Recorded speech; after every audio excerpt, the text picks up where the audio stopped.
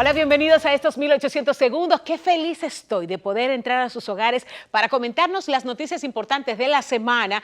Noticias muy puntuales porque esta semana estuvo pero muy interesante y también entrevistas súper interesantes. Hoy en nuestra entrevista nos acompaña César Cedeño, dirigente del Partido Revolucionario Moderno y coordinador general del H20, el movimiento Hipólito Presidente 2020, que está trabajando en todo el país rumbo a las primarias del 6 de octubre próximo. También tenemos a la doctora Teodora Castro con sus consejos a empleados y empleadores que usted no se puede perder porque vamos a hablar de las estrategias para enfrentar las crisis en las empresas.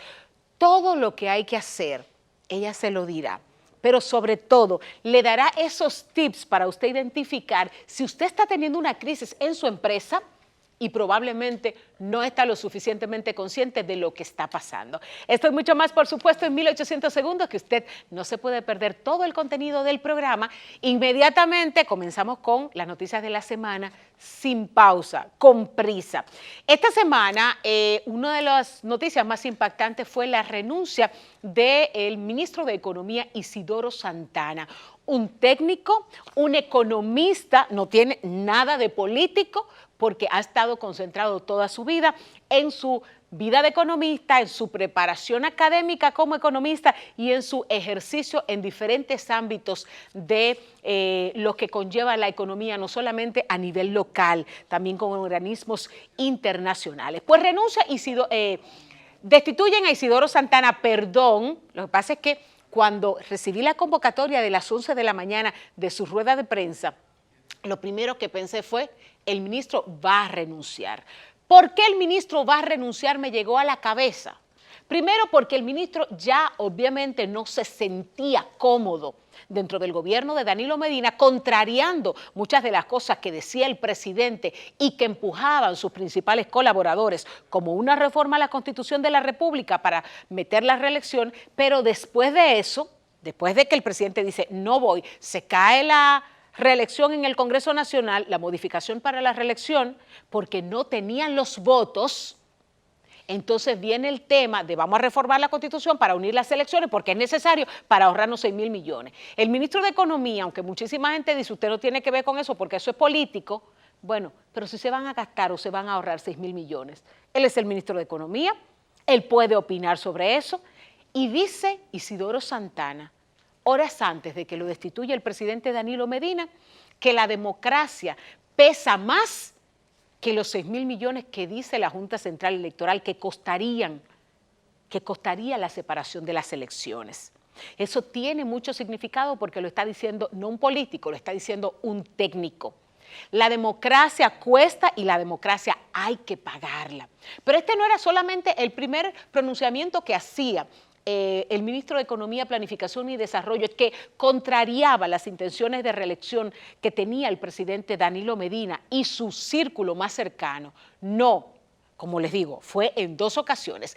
Pero ¿qué pasa? Yo entendí como un regalito que le daban al que para mí es el delfín del presidente, momentos antes de que él anunciara que se iba a postular a buscar la candidatura presidencial por el PLD. Gonzalo Castillo se lanza solamente 25 minutos después de que se diera a conocer la destitución del ministro de Economía. ¿Y quién había pedido la cabeza del ministro de Economía semanas antes? Gonzalo Castillo. Hay bembita en el PLD. Soltemos al ministro de Economía, que ya está fuera, que ya le emitió una carta pública al presidente Danilo Medina, agradeciéndole su nombramiento que él dice no pidió y que por lo tanto él no lo buscó, él tampoco tenía, en buen dominicano, que andar lambiendo, en buen dominicano. Él tenía que hacer su trabajo y entiendo que hizo su trabajo. Porque mire una cosa, una de las cosas más importantes que hizo el ministro de Economía, Planificación y Desarrollo. ¿Y por qué me siento en la libertad de hablar de esto? Primero, porque estoy informada y siempre trato de estar bien informada. Y segundo, tuve participación en uno de los proyectos más importantes del Ministerio de Economía, que ha sido la descentralización del poder y de las decisiones de precisamente el Ministerio de Economía, Planificación y Desarrollo. Estuve en la inauguración de la Oficina Regional Sur de Planificación y Desarrollo, donde se tienen que tomar decisiones que benefician, impactan beneficiosamente a esa zona. Pero también fui parte de la apertura de la Oficina Regional Cibao Nordeste en San Francisco de Macorís. Esos son pasos de avance importantes que hizo el Ministerio de Economía en manos del señor Isidoro Santana.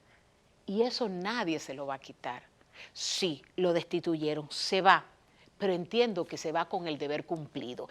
Y qué buena manera de cerrar con esta comunicación que le envía el presidente agradeciéndole ese nombramiento y ser parte del gobierno por casi 3 años, pero también le reconoce que al nuevo ministro, Juan Ariel Jiménez, que nombra en el Ministerio de Economía, Planificación y Desarrollo, que a pesar de tener 30 y pico de años, que es un muchacho con mucha formación, muy equilibrado y que es una buena opción. Esperamos que sea una muy buena opción y que sea una opción que nos traiga cosas positivas. ¿Por qué? Porque lo positivo para la gestión de Juan Ariel Jiménez va a ser lo positivo para el país. Si a Juan Ariel Jiménez le va mal en el Ministerio de Economía, con los planes y con los proyectos y con la planificación económica del país, a nosotros no va mal. Así que lo mejor que le podemos desear es toda la suerte del mundo. Y lo entrevisté en el foro que hizo el Banco Interamericano de Desarrollo en Punta Cana y me pareció una persona brillante, un muchacho bastante preparado y que sobre todo conoce el engranaje estatal, fue subministro, viceministro de la presidencia y entiendo que conoce las principales situaciones que está viviendo el país. Así que enhorabuena, sobre todo porque también se tiene que dejar asesorar y cuenta con un equipo bastante preparado, un equipo técnico de economistas que, por supuesto, trabajan para que la economía dominicana se mantenga lo más estable posible. Así que muchísima suerte, muchísimo éxito. Quiero dedicar estos 2 minutos que me quedan a un tema que tiene mucho que ver conmigo como miembro del Grupo Corripio, conmigo como talento, que al igual que Roberto Cavada, estoy en Teleantillas, en la misma posición como anchor del noticiero, y quiero sobre todo contarles en estos 2 minutos. Yo no voy a contrariar de lo que hizo, no. Ya de eso se ha hablado mucho, he visto mucha gente insultando de la manera más vulgar, he visto gente reírse a carcajadas, pero déjenme decirle a mucha gente que se ha reído y que ha gozado, ha tenido un placer enorme con esto que ha pasado. Primero decirle que el que tiene techo de cristal no le tira piedra al vecino, ¿entiende? El que tiene techo de cristal no le tira piedras al vecino, porque ahí hay mucha gente que no debería ni siquiera referirse a este caso. ¿Que lo hizo mal de insultar a un técnico? Sí. ¿Que pidió disculpas? Sí. Usted puede creer que lo pidió con sinceridad o sin sinceridad. Es su derecho. Pidió disculpas. Y usted sabe lo más importante que ha pasado en esto. Ese empleado, con todo y que le han caído como la conga al anchor principal de Telesistema, ese empleado sigue en nuestra planta, sigue trabajando con nosotros. Y no solamente sigue trabajando con nosotros, independientemente de esa situación, sigue contando con la estima y el respeto que le tenemos cotidianamente, independientemente del exabrupto que haya tenido Roberto Cavada. Y ahora quiero decirles, hablarles de ese ser humano, porque me puedo dar el lujo de decirles que soy de las personas que más lo conocen en este país. Y ese ser humano, el que conozco desde el año 2001, con el que he trabajado mucho tiempo, con el que he peleado, al que he insultado y me ha insultado. Ese ser humano, a diferencia de muchos otros, se faja con personal a defender su equipo de trabajo. Da la cara por su equipo de trabajo. Si te estás comiendo una palomita de maíz, te dice, dame palomita, y te mete la mano en la palomita de maíz. Se sienta, él no está en un escritorio estirado, no. Él está sentado ahí con toda la gente que trabaja con él. Se sienta a hacer cuentos, porque en Telesistema, contrario a otros lugares donde se sientan a hablar de la gente se sienta a reírse. Camarógrafo, tramoya, Cavada, Diulca, la secretaria, todo el mundo, a hacer cuentos y a reírnos. Este es un episodio aparte. Y con esto invito a las personas que no tienen que ver en este pleito, no se dejen manipular. La gente que ha acabado con Cavada, ¿usted sabe por qué lo ha hecho? Porque le tenía una cuenta pendiente de atrás. No es porque le interesa el telepromptista, no saben quién es, ni lo van a defender nunca. No les interesa. El ser humano, ese ser humano no le interesa. Ese ser humano al que hoy Cavada le dio un boche, pero mañana le va a tender la mano en cualquier situación. Pero además que lo ayuda a crecer, como ha hecho con muchos técnicos. Entonces, no se dejen manipular de gente que está tomando esta situación y a este joven como embudo para verter todo su odio. ¿Usted sabe por qué? Porque aparte de ese exabrupto de Roberto Cavada, en ese señor hay un gran ser humano. Y se lo digo yo, porque lo conozco más que toda la gente que está vertiendo su odio, y sea toda la gente que ha ayudado, y sea toda la gente que le da la mano, y sea toda la gente que le muestra su cariño y su solidaridad cuando tiene que hacerlo. No derramemos tanto odio. No hablemos de lo que no sabemos y de la gente que no conocemos por una situación. No hagamos eso, señores, para que no cometamos una injusticia mayor a la que él cometió al insultar a ese telepromptista. No lo hagamos porque no estamos aportando a la causa. Y les repito, a mucha gente que se ha disfrutado esta situación, no le tire piedra al vecino cuando usted tiene un techo de cristal y de un cristal muy fino. Señores, vamos a la pausa. Regresamos con nuestro invitado, César Cedeño, y más adelante con la doctora Teodora Castro. Quédese con nosotros en 1800 segundos.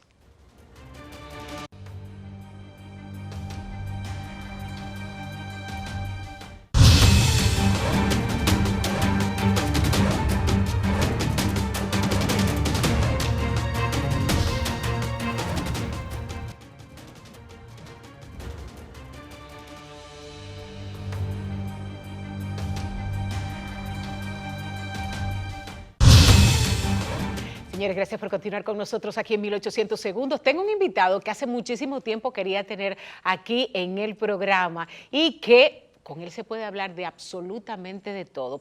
Pero vamos a comenzar hablando de unas siglas que se parecen a una que se hicieron muy populares desde 1998 y que hoy se denominan H20. César Cedeño, dirigente del Partido Revolucionario Moderno y coordinador general del H20, bienvenido a 1800 segundos. Gracias, para ir a esa velocidad.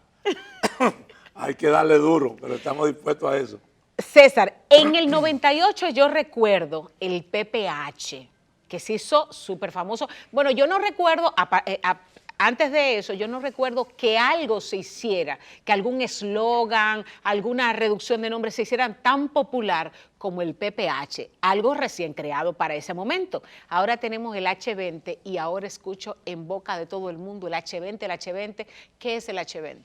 El H20 es lo que significa Hipólito Presidente. Podríamos decir la fuerza H20. H20. Entonces, Hipólito, cuando lo del PPH, que también era Proyecto Hipólito Presidente. Pero lo importante de esto es que lo que le da esa cuestión es Hipólito. Fíjate que claro, ahí llegó papá. Que eso no hay forma de que, oye, nosotros hemos hecho todos los estudios por haber y no hay otra cosa que tú puedas, que no voy a eliminar que llegó papá, porque Ya eso está en la mente de la gente. Pero además, todavía ustedes lo quieren eliminar y la gente No, se no lo se impone. puede, eso no se puede. Porque Hipólito llega a cualquier lado y la gente No, comienza a decir, llegó papá. Llegó papá. Y es que eso va con la figura de Hipólito, con su forma de ser, con su forma paternal, va con él y entonces eso, a él hasta le gusta ese asunto, porque Bueno, llegó papá es algo muy profundo, tú sabes lo que significa un padre. claro. La verdad que eso es algo tremendo. El H20 está en todo el país como si fuera un empuje para muchos candidatos. ¿En qué momento de la historia, sobre todo en este proceso electoral, en qué momento se encuentra este H20? ¿Cómo están los candidatos a nivel nacional? ¿Cómo está ese empuje y ese impulso para el próximo 6 de octubre? Mire, el H20 ya es una organización que está en todo el país, donde está el PRM, en todos los organismos, en las zonas, en los sectores, ahí está el H20. Hemos trabajado muy fuerte porque al ser la primaria cerrada en el PRM, cerrada no es otra cosa que solamente pueden votar, pueden participar los que se inscribieron en el padrón del PRM. Entonces, el H20, pues, en todo el país ya tiene la estructura montada en términos de los colegios de mesa, en términos de la zona, de los municipios, de los distritos municipales. Es decir, que el H20 por eso es que se siente en todas partes, como el arroz blanco que está en todos los sitios. ¿Cómo están los candidatos en algunas localidades? Tengo entendido que tienen candidatos ya prácticamente con línea en Santiago de los Caballeros, pero en otras demarcaciones del país también hay candidatos muy fuertes dentro de este proceso para las primarias. Sí, sí. Nosotros tenemos candidatos, por ejemplo, a senadores que marcan muy bien en todos los sondeos que se hacen, y así también a alcaldes, a diputados, a regidores. Mira, el PRM es verdaderamente la esperanza que tiene la sociedad dominicana, de que aquí se pueda producir una forma diferente en los destinos del país. Ya el país no aguanta más al PLD. El PLD lleva casi 16 años dirigiendo el país y como está la situación, no es fácil.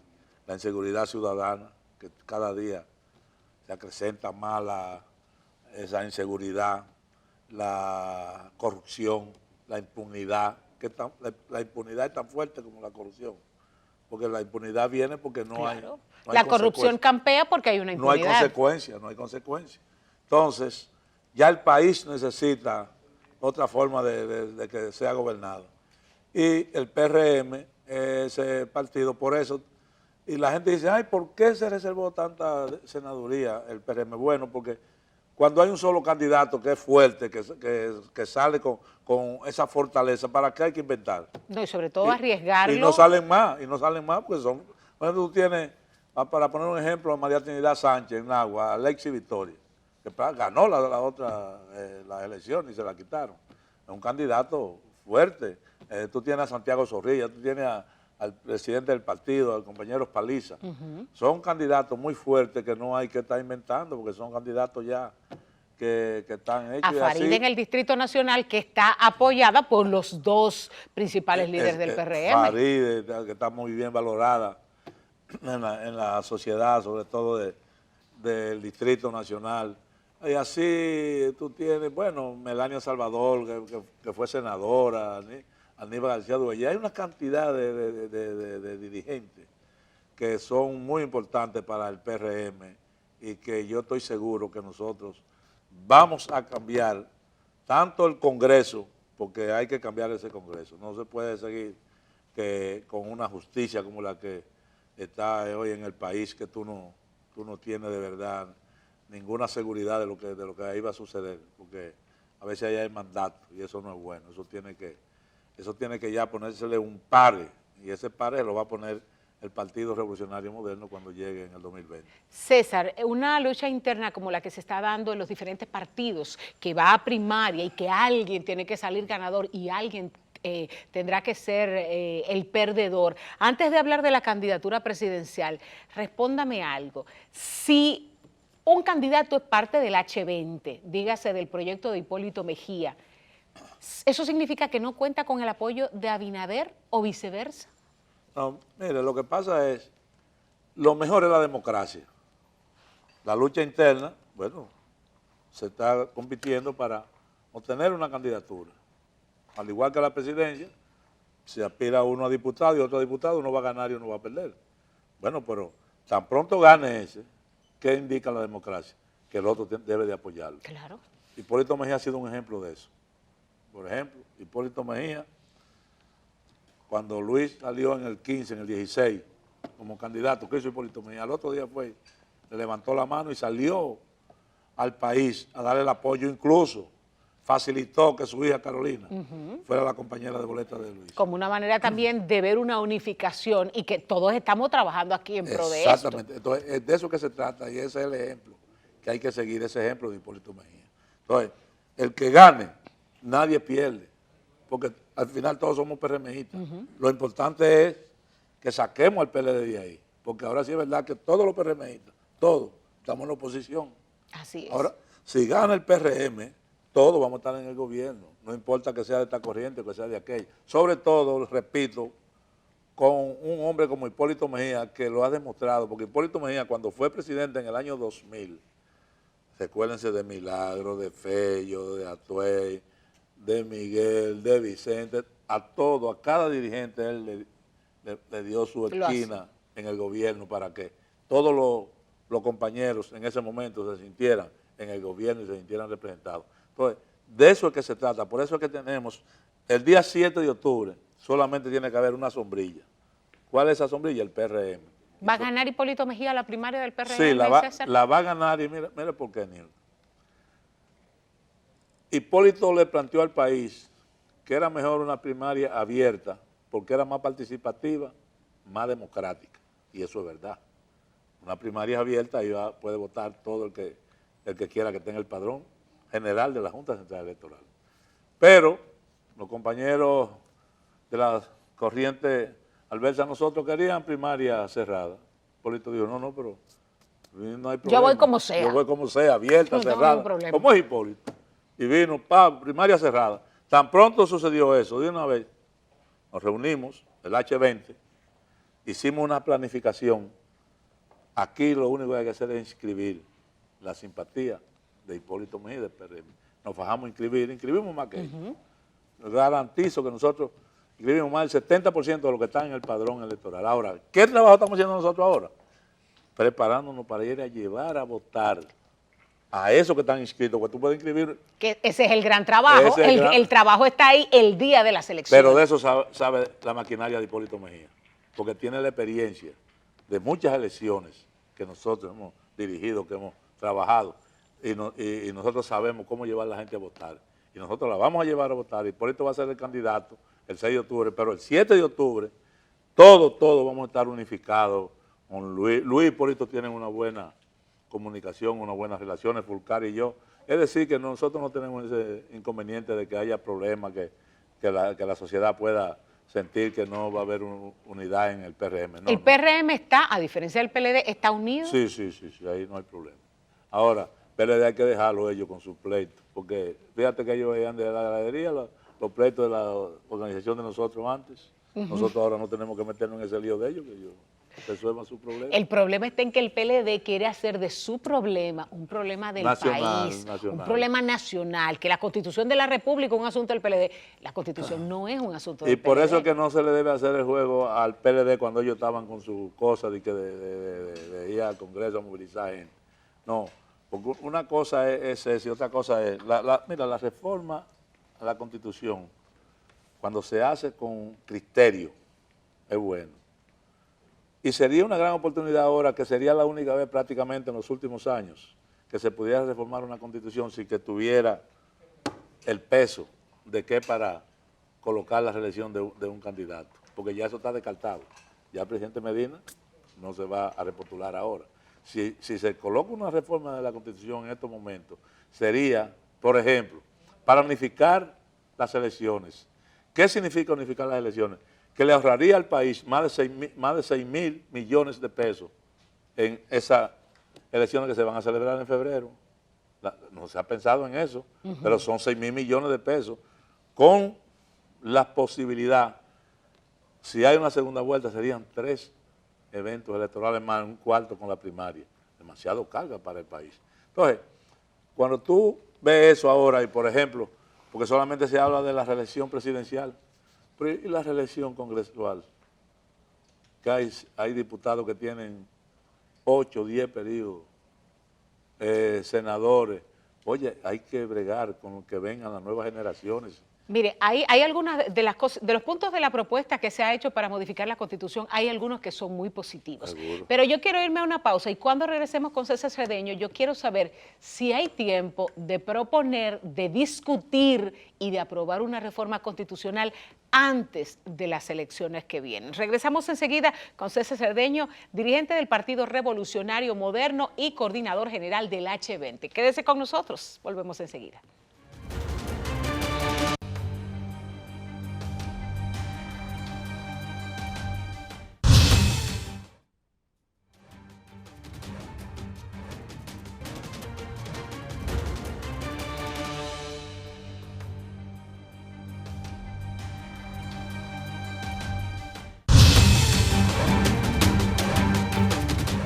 Hay gente en contra, hay gente a favor, pero habrá tiempo de hacer una reforma constitucional antes de las elecciones.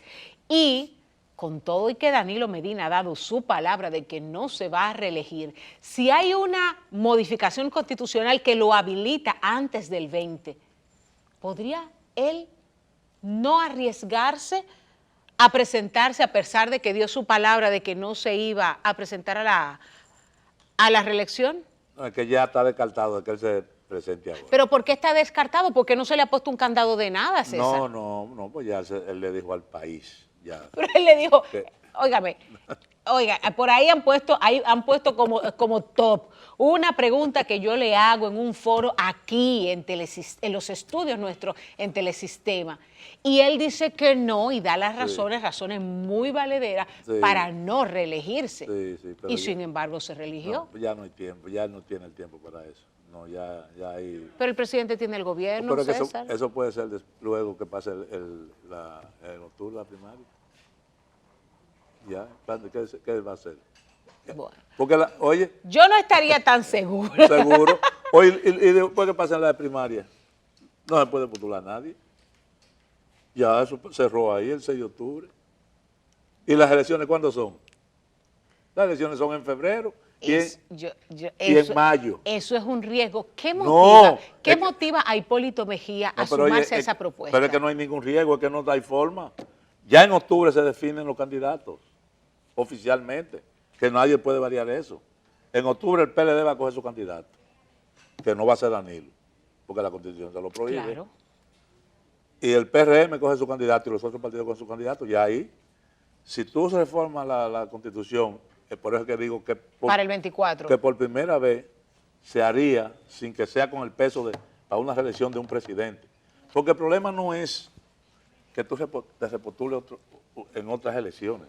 El problema es tú ser aspirante de la presidencia, porque ahí ejerce... Con todo el poder, con todo el presupuesto, con todo. Exactamente, el problema no es que tú aspires, eso no es nada, es un ciudadano más, sí, pero no con esa condición. Entonces, eso es lo que hay que evitar.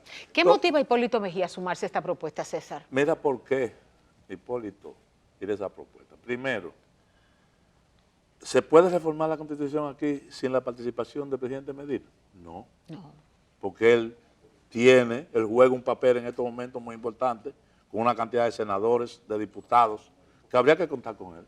Entonces, y aparte de ser el jefe del Ejecutivo, que cualquier proyecto de ley tiene que contar con la promulgación del Poder Ejecutivo. Entonces, tú no puedes hacer un consenso de un solo lado. Cuando tú vas a hacer un consenso... Consenso tiene que ser de todas. Con todas las partes. Entonces, tú le estás pidiendo a Danilo que una justicia, como lo que está planteando el presidente Mejía, con toda la posibilidad de ser presidente, y está diciendo, no, miren, yo prefiero que haya un procurador independiente. Oye bien. Con lo que yo estoy de acuerdo. Yo también. y la mayoría del pueblo dominicano tiene que estar de acuerdo con eso, una justicia independiente, que los jueces sean más o menos independientes. De por Dios, no puede ser que saquen una persona de un comité central de partido para colocarlo como presidente. Eso nada más pasa aquí. Eso nada más pasa en Eso solamente pasa en la República país. Dominicana. Entonces, eso es lo que está planteando el presidente Mejía, pero está planteando también que el control, por ejemplo, el procurador general que no esté en el Consejo Nacional de la Magistratura. En el Consejo Nacional de la Magistratura. Que a su vez hay que aclararle a la gente, el procurador no estaría como miembro del Consejo Nacional de la Magistratura, porque al final el Consejo es el que decide quién es la justicia. Y el Consejo mismo pudiera ser el mecanismo hasta de nombrar al procurador, un ejemplo, ¿sí? para que no sea el Ejecutivo. Entonces, fueron 7 puntos que planteó el presidente. Ahí planteó el presidente también que los congresistas, los alcaldes, también porque no pueden ser con un término de 2 periodos. 2 periodos y nunca más, y o ya. 2 periodos, solamente 2 periodos consecutivos. Exacto, y que después, si quieren... Porque déjeme decir una cosa, César, hay gente que está agarrado de eso, que no se quiere soltar, pero por nada del mundo. Pero eso es lo que le digo. Entonces, eso son planteamientos muy serios lo que está haciendo el presidente ahí.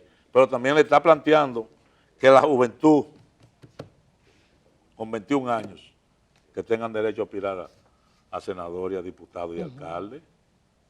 Hoy ellos no están ejerciendo para que otros sean. Entonces ese es el derecho a que yo pueda votar y que puedan votar por mí. Entonces está planteando todas esas cosas que son positivas. Lo que pasa es que agarran solamente. ¿Y por qué la rehabilitación? Eso es para que Danilo se relije. No, hombre. Oye, Hipólito, ¿cuántos años lleva en la oposición? Hipólito Mejía me dijo a mí personalmente que este sería su último cuatrenio, así como político activo, que ya él está de retiro y que va a trabajar en aportar al sistema político desde otro ámbito. Mira, tú sabes lo único que tiene el presidente Mejía ahora mismo en el ruedo político, la preocupación que tiene él de cómo anda este país. Primero, nuestros nietos ya tienen una deuda debajo del brazo. Sí, y grande. Que este gobierno lo tiene. Nuestros hijos, nuestros nietos no saben hacia dónde vamos. Aquí ahora mismo la inseguridad que hay en este país es una cosa terrible. Aquí nadie está seguro. Nadie. Aquí cualquiera, o saliendo de aquí o de donde sea, uno no está seguro. Esa inseguridad, el PLD, ya eso lo venció al PLD. El PLD no ha podido con eso. Eso hay que enfrentarlo. Hipólito Mejía sabe bien que aquí hay la posibilidad de que aquí haya alimentación para el país y para exportar. Sin embargo, la producción nacional. Nacional. Sin embargo, aquí, ¿qué se está haciendo? Importaciones. Importando. ¿Para qué? Para que... ¿Le digo o lo dice usted? Para que 2 o 3 sigan llenando su bolsillo, mientras eso va en perjuicio de los productores nacionales. Entonces, el presidente Mejía, ante esa situación, con la experiencia que tiene ya de haber sido presidente de la República, él quiere poner a disposición del país la experiencia que tiene, que no va a inventar.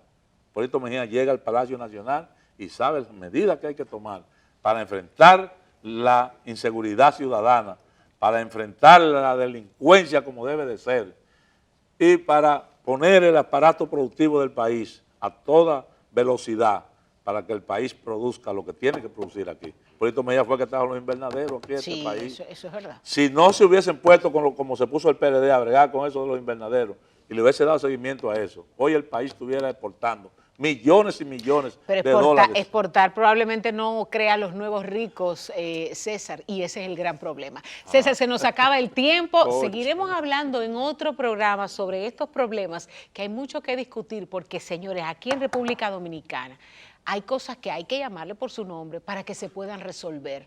Porque si no, o sea, haciéndonos de la vista gorda, como que no está pasando nada, definitivamente así no vamos a salir a camino. Pero yo no puedo irme de aquí sin hacer un llamado a los compañeros del H20 que en la calle del medio que seamos. Nuestro candidato Hipólito Mejía, desde las 6 de la mañana está fajado. Nosotros tenemos que fajarnos para llevar a toda nuestra militancia a votar el 6 de octubre para que él sea el próximo candidato. Así es que se saca, así es que se ganan las elecciones, sacando a la gente a votar. Gracias, César, gracias por estar con nosotros aquí en 1800 segundos. César Cedeño, dirigente del Partido Revolucionario Moderno y coordinador general del H20. Hacemos una pausa, regresamos con la doctora Teodora Castro, usted no se mueva.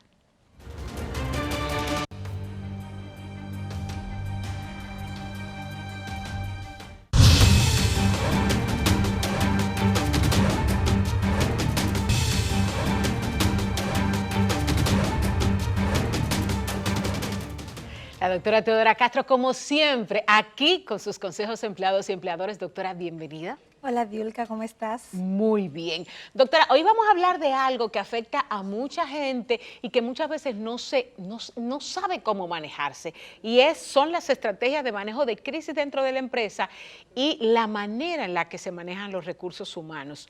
Cuénteme. Sí, hay muchas formas de manejo de crisis. Sin embargo, nosotros vamos a hablar del manejo de crisis en los recursos humanos. Pero mire, primero, doctora, yo quiero que usted me aclare cómo nosotros logramos identificar que estamos en una crisis. Algunas veces nosotros podemos percibir desde fuera de la empresa que en esa empresa hay una batalla campal. Y es cuando unos quieren organizarse, por ejemplo en sindicato, y otros están diciendo que si se gana poco, y otros están persiguiendo que si los avances de la empresa dependen mucho de ellos, que si los dividendos no se les están pasando, que si los beneficios que tiene la empresa no se le está traduciendo al empleado, es porque no hay un control. Y el manejo de crisis se hace, Diulka, es a través de un profesional. Cuando se trata de recursos humanos, siempre hemos recomendado que el gerente de recursos humanos es el gerente más importante dentro de la empresa. A veces lo que hacemos es que hablamos del financiero. Claro, el financiero debe ser ético, íntegro y serio para que no se robe los dineros. Pero los recursos humanos son los recursos más importantes de la empresa. Por eso es importante que ese gerente de recursos humanos tenga un manual de control interno. Ese manual de control interno le va a facilitar a ella una forma de cómo ir manejando a cada uno de los departamentos sin necesidad de que haya un supervisor en esos departamentos. El gerente de recursos humanos puede tener un control directo en sus empleados y este manejo de rumores. Cómo tú controlar estos rumores que se dan para que no afecten a la mayor parte de la entidad.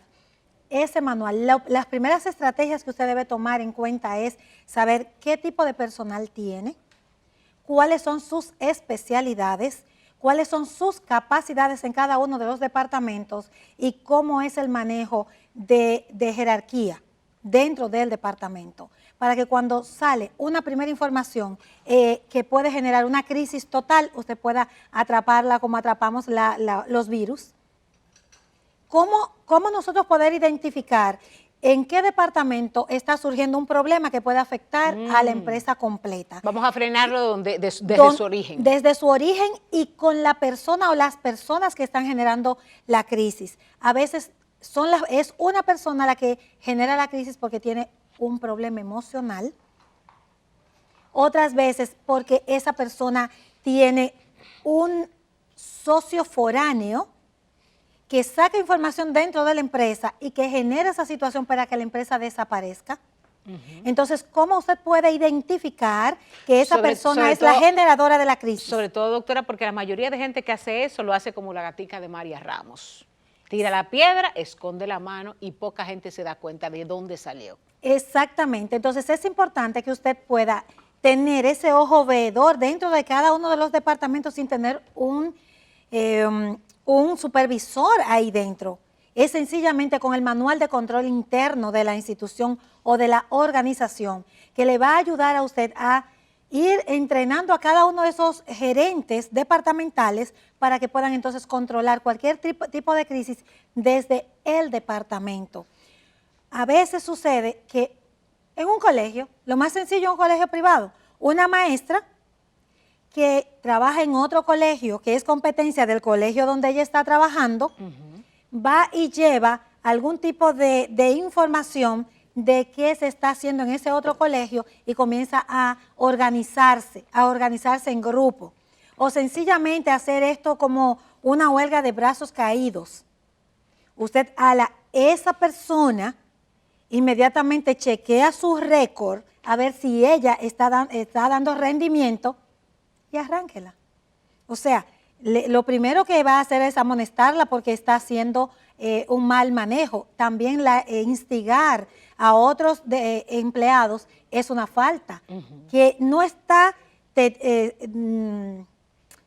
especificada así en el código, pero sí dice deslealtad.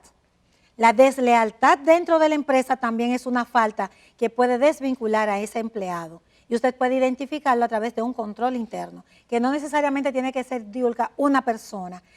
Puede ser cámaras. No necesariamente sea necesario que le pongas un calié. No, nosotros llamamos supervisores. Nosotros le llamamos calié. Llamamos supervisores, entonces esa semilla, esa cepa que puede estar sembrada dentro de su empresa, es importante que usted sea veedor de esto. Y ese manual de control interno y ese entrenamiento que debe tener no solo la gerente de recursos humanos, sino también su equipo, de cómo manejar una crisis dentro de los recursos humanos, los va a llevar a ellos a quitar el impacto que puede llevar a la empresa incluso al descalabro.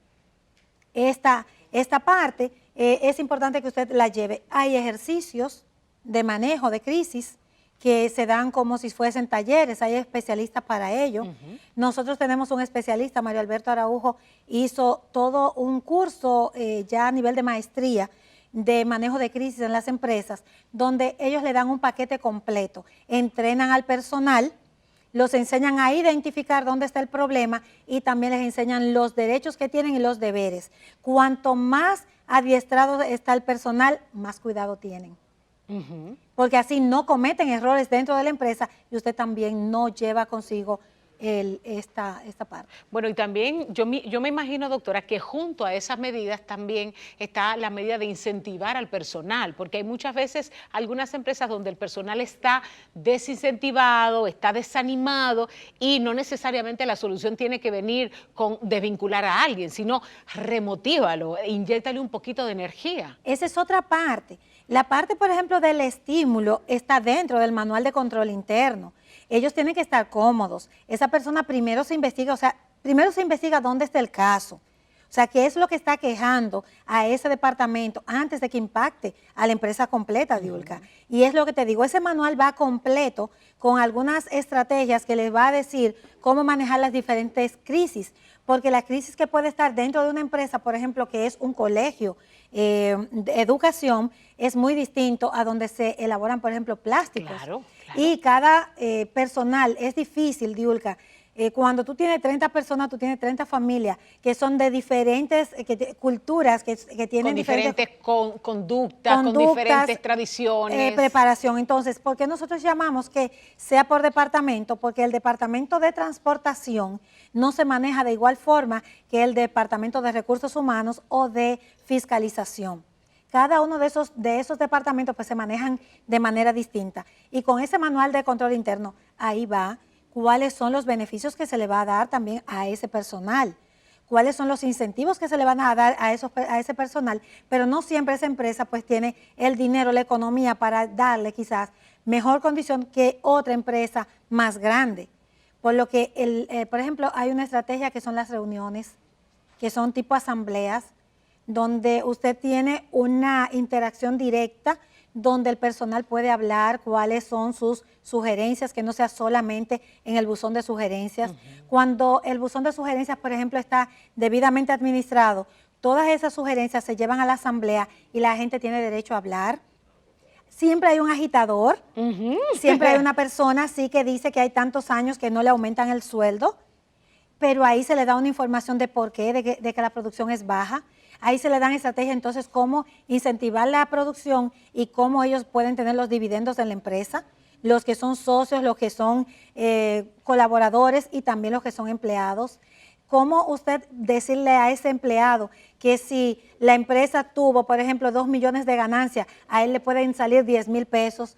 ¿Cómo usted incentivar a ese empleado que si él trabaja y se esfuerza mucho más, puede conseguir mejor salario o pueden subirle aquellos salarios? ¿Cómo usted lo hace? Cuando el manual establece que cada mes o cada 2 meses se hará una reunión donde también se va a premiar al empleado del mes. O sea, ahí hay muchas estrategias que usted puede evitar el conflicto y ya también cuando la crisis impacta, cómo usted poder desescalar esa crisis que está dentro de su empresa. Bueno, doctora, también se necesita la asesoría de una gente que sepa, porque no siempre nosotros, que quizás mucha gente hizo una empresa y fue subiendo, pero no tiene esa preparación para manejar todos los aspectos de la empresa, déjese ayudar. La doctora Teodora Castro está ¿dónde? Nosotros estamos en el Conde 359 del local 12A de la Plaza Lombas y estamos en los teléfonos 809-880-762 y 682-2965. También en las redes sociales, estamos en Instagram, en Twitter y también en Facebook en @CastroTeodora. Bueno, a mí también me pueden seguir en Diulca Pérez, Diulca Pérez TV, ahí en Twitter, en Instagram, en Facebook, donde quiera usted me encuentra con ese nombre, Diulca Pérez TV en las redes sociales. Doctora, muchísimas gracias. Gracias a ustedes por acompañarnos. Si Dios lo permite, el próximo fin de semana seguiremos contando 1800 segundos. Cuídense mucho, pásenla bien.